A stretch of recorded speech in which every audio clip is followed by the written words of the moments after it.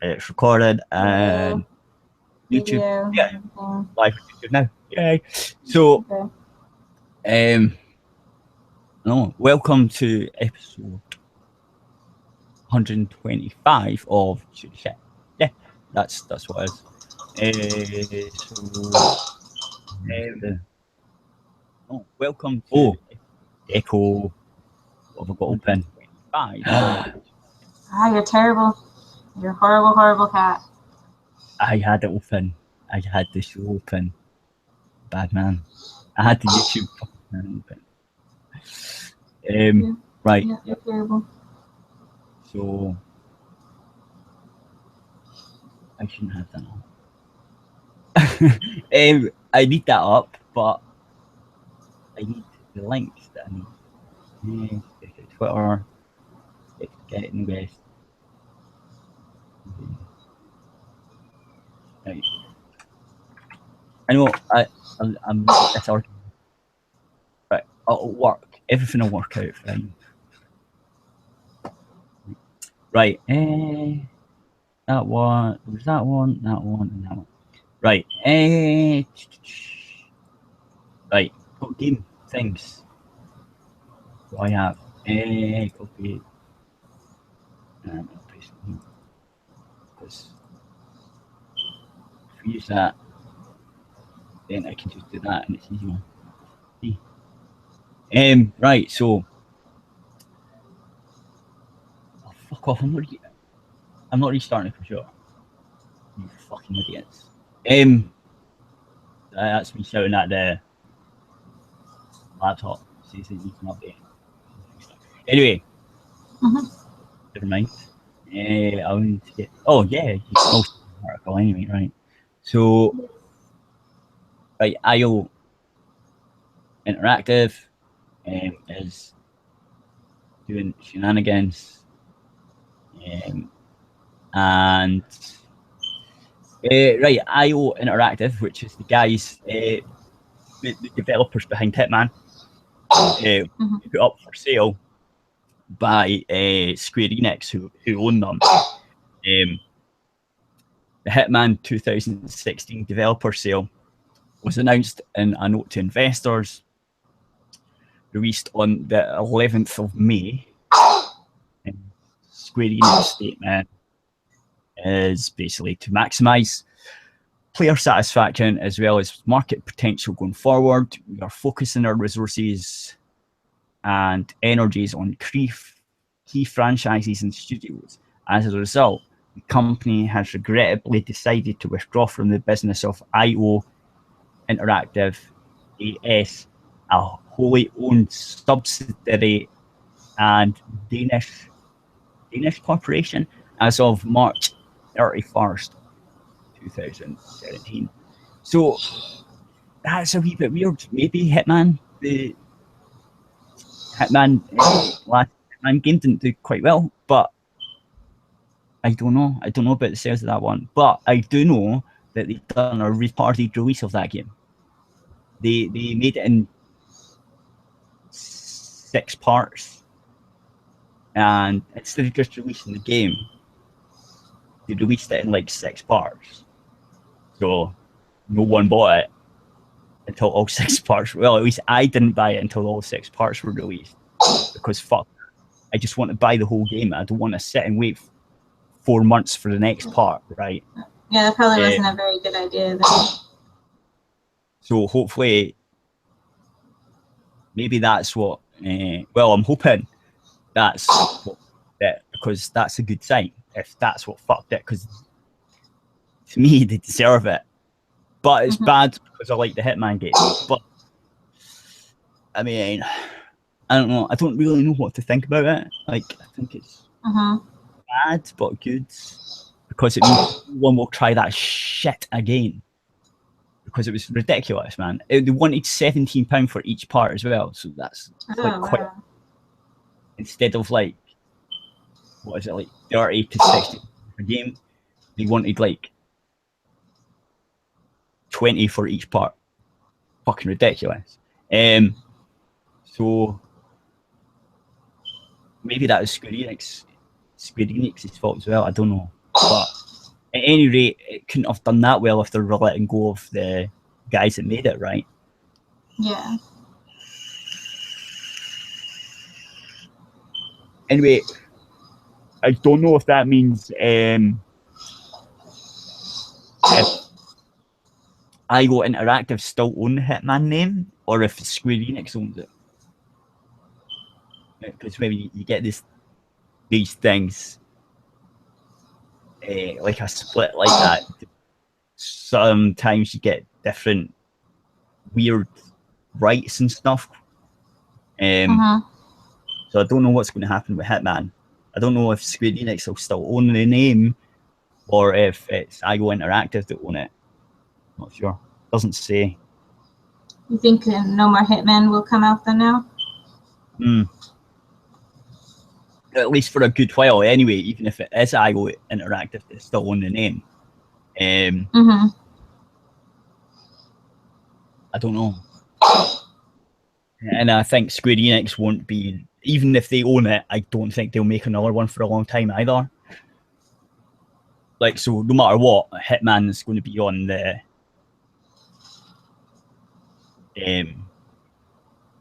back burner for a long time. Fuck knows who owns the name.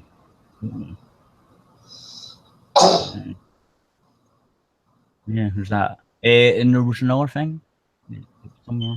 We'll get up in a minute. So there's that. I don't know what you think. Probably nothing. Me? Yeah, I worked a lot, so I didn't really have anything prepared for this week. Yeah. I was like, oh man, I don't know what's going on in the world right now. Yeah. So I thought people might want to know about this. I don't know, maybe. War for the Overworld release DLC. War for the Overworld. That seems kind of neat. What's that? Well, this is quite a good game. I've played most of it, not all of it, but it's like Dungeon Keeper. It's like a remake of Dungeon Keeper. It's pretty good.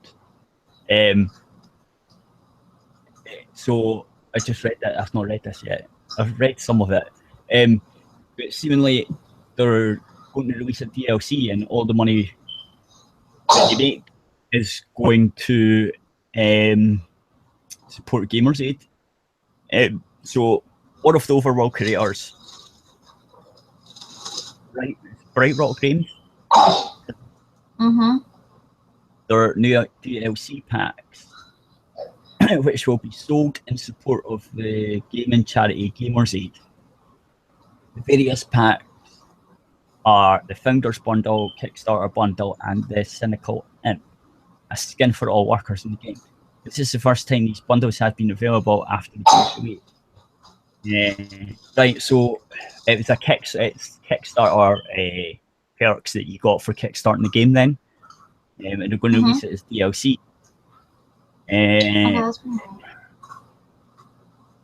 pretty nice. Right, so you're leading a new charity called Digital for Good, where developers create and sell DLC for games, and 100% of the income goes directly to charity. In the future, Gamers Aid says anything from in-game clothing and items to additional content could be sold under the new charity. So that's quite cool. It's like a charity. Yeah. So you get a wee DLC pack for games, and 100% of the income goes to charity. That's quite a good idea. I quite like that. So yeah, definitely. I think it's really neat. Look out for that then. It's called. What is it called? Digital for Good. So that's what it's called. I don't know when doesn't say anything about when it's coming about or anything, but there's no website or links or anything to it. Well, look out for that then. Digital for Good. People might want skins or stuff. Maybe Overwatch or some of the more popular games can get in on that. Maybe like Blizzard and stuff. And yeah, that'd be neat. Open stuff, or like Forest 2, and all the big games that make a lot of money from that shit. Maybe they can get in there and do something. because these guys are just, this is their first game, it's War of the Overworld. They're just a small indie company anyway. So it'd be good if other developers or bigger developers get involved in that. Sounds like a good idea. Because I know a lot of them make a lot of money from that DLC stuff. A lot of people are like, oh, skins, and spend money on loot boxes or whatever. Maybe Overwatch can sort of give away a code or something for so many loot boxes or whatever. Something like that. You know what I mean? Yeah. That could be what they could do. But it's not DLC, it's a bunch of loot boxes if you pay a certain amount. That would work. Definitely, I think so. It'd be really interesting to see. It'd be really neat to see other larger gaming companies definitely get in on that. Yeah, I think that would be the most interesting if the larger companies would do it, because they've got bigger games. Mm-hmm. People would want their DLC, right? Mm-hmm. And maybe they can do it for consoles as well. Like Overwatch is on consoles. Yeah, I thought that was a wee bit of gaming news for people. That's all I've got actually on that one. Also, what was this?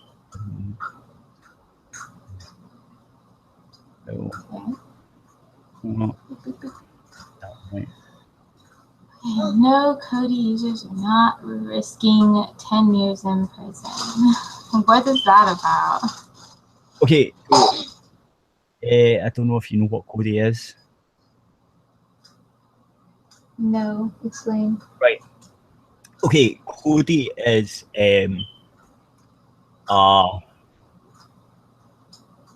application thing, a thing that runs on your computer, right?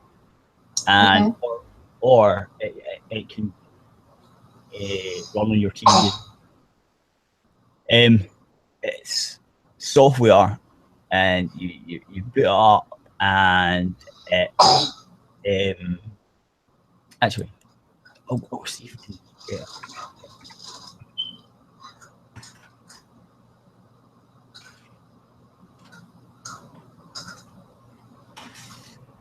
it. So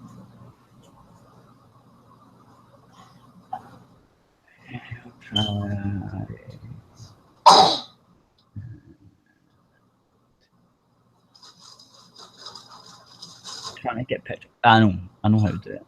I'm doing. Right, see, it's a TV application basically, sort of, right? And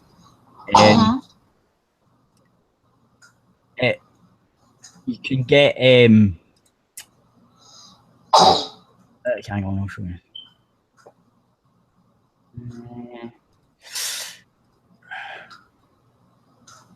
Right, so yeah, so like it puts all your, you can download well, you don't download, but you've got like your TV, radio and all that, and movies, so you can put all your movies on your computer. Mm-hmm.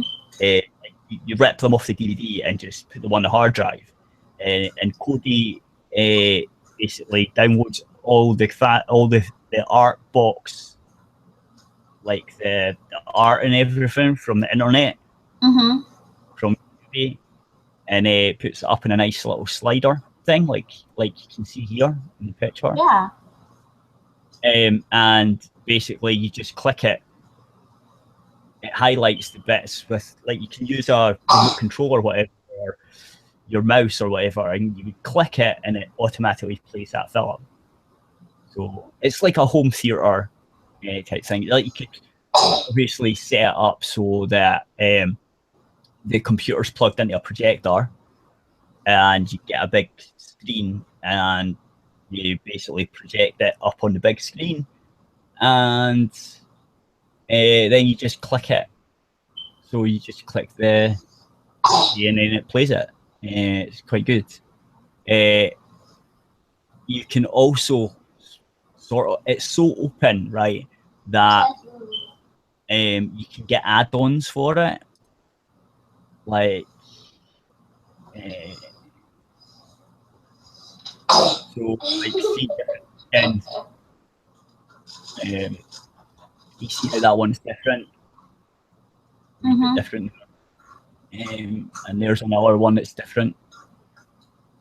So basically you can get right into the core of this thing and do pretty much anything. Like there's another one. See how it says add-ons there? Yeah. Right. So you can put in add-ons and stuff and sort of make it your own thing. But a lot of people, what they've been doing is the set-top box. You can hack the set-top boxes to use Kodi as their thing, right? And a lot of people have been like there's, do you know streaming sites? Any streaming site? Like, yeah. And you just type in the movie and it'll play it. Right? Really? Yeah. Well, there's streaming sites out there basically. You can just type in a name of a movie. Yeah. Right? Yeah, but those have like usually like a lot of probably viruses. Well, Kodi, add-ons for Kodi actually do that for you. So you would get a screen like that, like I just showed you.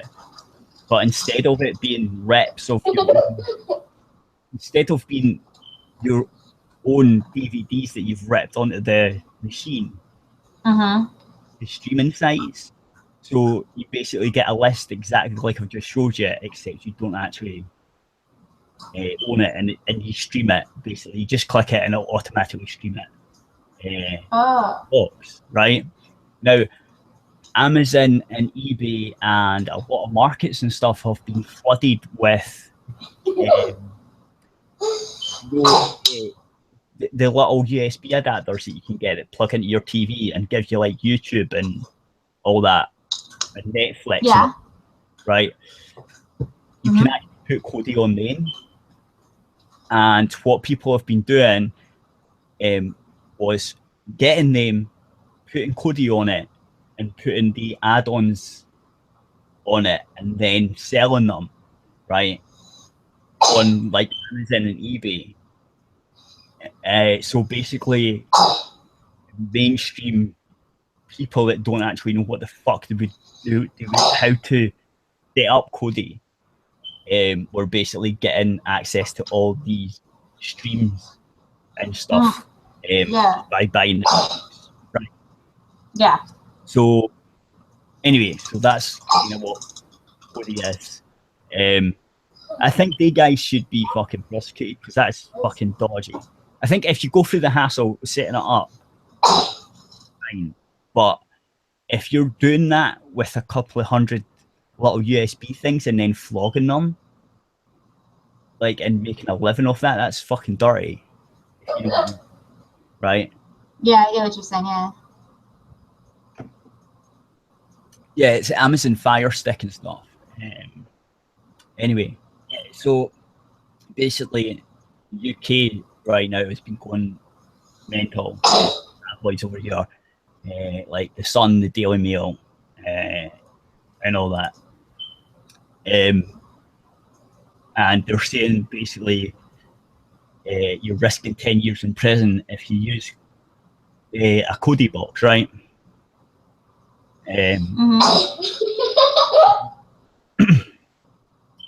Despite the claim being false, run from a clickbait agenda, dozens of other publications followed them. It's been all over everywhere, right? We also said this site that I've got this from. It also said it was illegal to use that too, like directory could be going to prison too. Yeah. See, the Express up by reporting that direct freak readers could be going to prison too. Piracy has always been okay, and there can barely be a person alive today hasn't either engaged on it in it or been exposed to the phenomenon in some way. Lately, however, things have really entered the mainstream. The massive interest is down to the set-top box craze, which I just explained, which is largely fueled by illegal Kodi software, basically modified with infringing add-ons that provide free access to premium movies, TV channels, and live. Right, so yeah, it's exactly what I've just said. Yeah. Well, this one might expect technology sites to report on. Just recently in the UK, tabloids have flooded the market with largely sensational stories about coding and piracy in general, but often recycle the same story each time, and again with shocking clickbait headlines. So this was a sort of a Gamergate type thing as well, because they're, it's the press being shit again. Yeah. That's why I sort of picked it out as well. So Gamergate all over this? No, because it's not about games, but it's like it's the press being shit. So I sort of went, oh, well, maybe our audience can, because our audience knows the press doesn't shell time. So this is just another little add-on that they about. What I'm doing? Can't remember where I'm at. Yeah, okay. We've had to put up with misleading headlines and stories for months. So a while ago, we made an effort to discuss the issues with the tabloid reporters. Needless to say, we didn't get very far. Most ignored emails, but even those who responded weren't prepared to do much, obviously. We know one told me had decided that articles featuring Cody were good for traffic, while another promised to escalate concerns further up the chain of command. Within days, additional articles with similar problems were being published regardless. And this week, things really boiled over.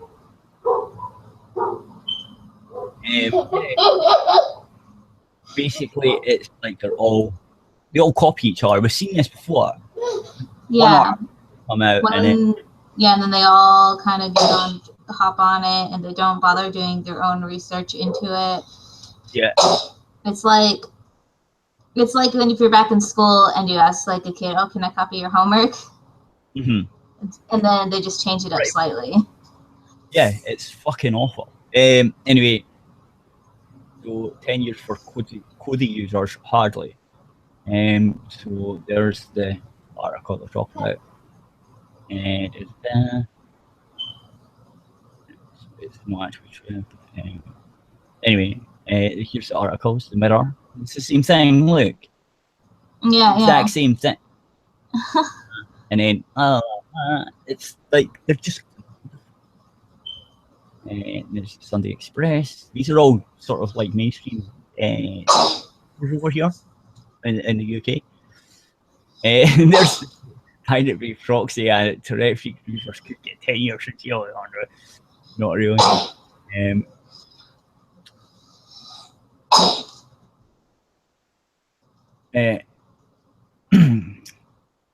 According to the piece, also at risk of spending 10 years in prison. You couldn't make this damning nonsense up. Actually, apparently you can. In addition to lack of research, the problem here is prevalence of clickbait headlines driving traffic and the inability of the underlying art to live up to their hype. If we can moderate the headlines and report within them, the rest should simply fall into place. Ditch the needless capital letters and stick to the facts. I8 in 2017 needs those more than ever. Update: claims that terrific viewers could be locked up for 10 years have been removed from the Sun. So yeah,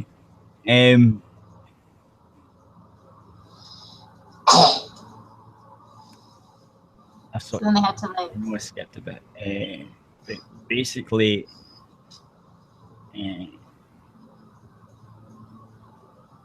right. I'll tell you where they got the shit from.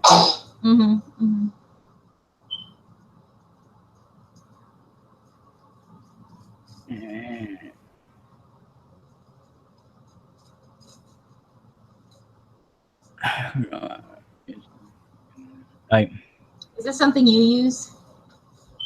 Cody? No, I just know about it. I built one for my dad because it was easy for him.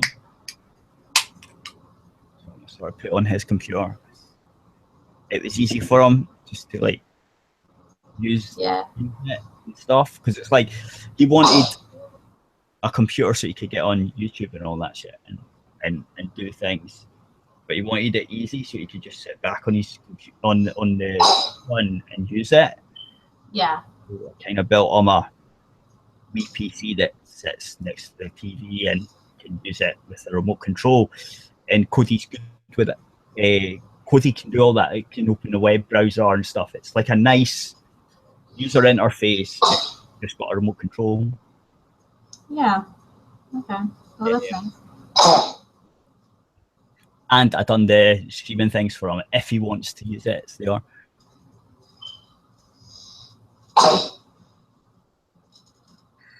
So I set it up all myself. So, like, yeah, I'm buying a fucking box that someone else has set up and so fucked.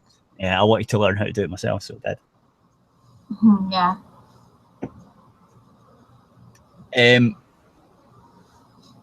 So the minute waves and comments from Kieran Sharp, I think that, or Kieran, I don't know.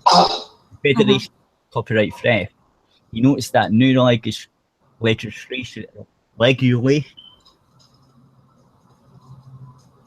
whatever, should be targeted at people making business of the infringement, which will hopefully be the case. See, that's what I was talking about. Like the guys that are buying the Fire Sticks from Amazon, or the Chrome stick things, or like the USB things, and then basically hacking them so that they take Kodi and putting all that shit on it, and then flogging it for twice the price. Yeah, that's bullshit. I think they should be fucking prosecuted for that, because that's taking a piss. However, the article incorrectly extrapolates Sharp's comments to mean that the law also applies to people streaming content via Kodi, only making things more confusing. It then states that people who casually a couple of movies every once in a while are extremely unlikely to be prosecuted to such extreme. Again, the Digital Economy Act has nothing to do with people streaming movies via Kodi.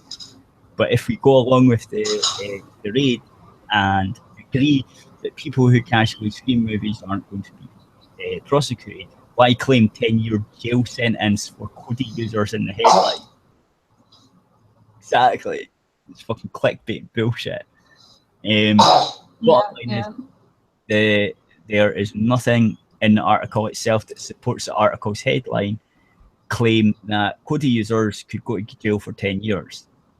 In itself, this is problematic from a reporting standpoint. Yeah, I know, but they do that all the time. Like, we know they do that, and we know it's published by the IPSO, the Editor's Code of Practice, clearly states that the press must take care not to publish inaccurate, misleading, or distorted information or images, including headlines not supported by the text. But they do it all the time. That's like they do this all the time though. That's like, that should be like an illegal thing. They should have that. They should be made to do that, if you know what I mean. But they're not. Yeah. They don't have to do that, but they fucking should be made to do that shit. No, I agree. They should have some more. I think there should be more responsibility on reporting accurate information. Oh, for definite.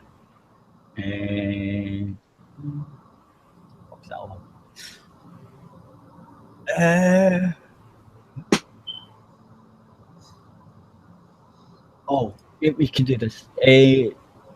Right, well, we'll finish with that. So that, do you want to read that? If I give you the link. Oh yeah, no, I seen this Steve Shives thing. Yeah, I'll put the link on the things that you can. Yeah, I totally saw this. I was so like, if you're not your own computer, yeah, and you can just read them out or something until I get back. Okay. Yes. Okay. So Steve Shives is even crazier. Just when you think that Steve Shives cannot get crazier, he's like, nah, fam, I got this. And he gets even crazier. It's so ridiculous. He's just getting so ridiculous. Okay. Basically, he said, I assume that like a lot of people have seen the tweet, but if you haven't, I don't want to make friends with anti-feminists. Far more productive to befriend someone at YouTube who could delete all their channels. So what he wants to do is be friends with somebody in a higher position so that he can censor people more easily that disagree with him. But the thing is that like if your ideas can't hold up against other people's like scrutiny and crap, Steve, who's never gonna see this, then your ideas are shit. You know, if you have to delete other people's ideas from existence, then your ideas aren't very good at all. Just saying. But like Chris Lawrence was like, but Steve, censorship, how would they handle it? Steve Shives replied, they just have to work a lot harder to spread their bullshit, hateful messages to a vast audience. And wouldn't that be just awful? So if the BS hateful messages are actually BS hateful messages, then they wouldn't do very well to the mass audience. I'm back. So terrible if they, yeah, I'm still reading. So terrible if they couldn't spread their widespread, that doesn't make any sense. Chris Lawrence, you need to learn how to type. So terrible if they couldn't spread their widespread, okay, no, it does make sense. Okay, never mind. It's just like there's too much here. They couldn't spread their no, it doesn't make sense. It's a tweet. It's look, yeah. So terrible if they couldn't spread their hate. That sentence doesn't make sense. It's not just me. Yeah. Okay. And monetized. He's got me messed up now.